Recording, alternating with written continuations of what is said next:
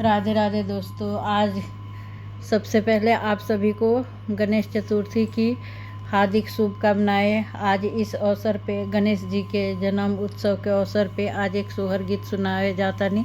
अच्छा लगी तो हमारा चैनल के लाइक शेयर सब्सक्राइब जरूर करें लो और बेल आइकन जरूर दबाएं लो। मचियाही बैठेली सासु त बहुआ रज करे हो। ए सासु आजू मोरा बाबू के रहिया त भैया हमरो नाइले। ए सासु सोची सोची आवेला रो वैया चौका कैसे बैठबी।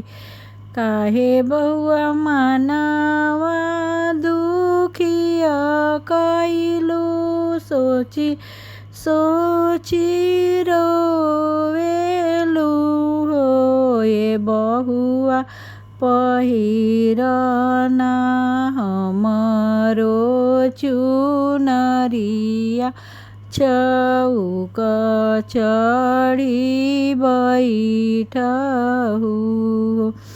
रौरी चुनरिया सासु रोज के रोज उठी पहिरबी हो। ये सासु भैया के चुनरिया बाटे शुभत काज परोजन हो।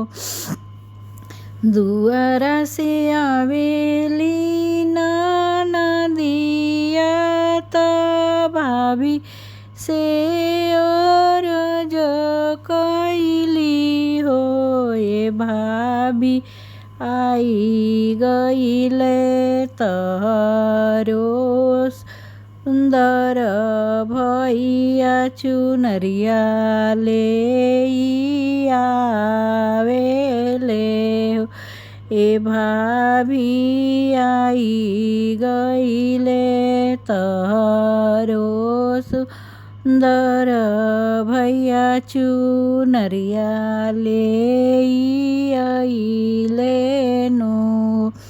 किया भैया रहिया भुलाई गईला बहिना बिसराई दिहला हो। ए भैया कौन संकट तोहारा परले तहरो आबेर भइल। नाही बहिनी रहिया भुलाई गईनी नाही बिसराई दिहनी हो।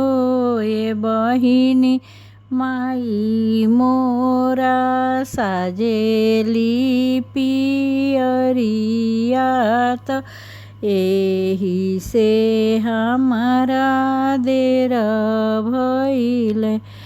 तहरो इजतिया बहिनी ना जाई नाही कौनो आचई है हो। ए बहिनी बेची देब बाबा के खरिया त सिर के पगरिया नो।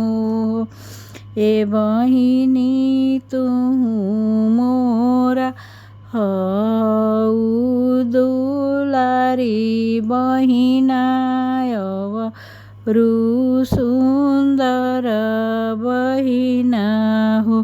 ए बहिना तहरो इजतिया नाही जई है आपन भैया आई गईल।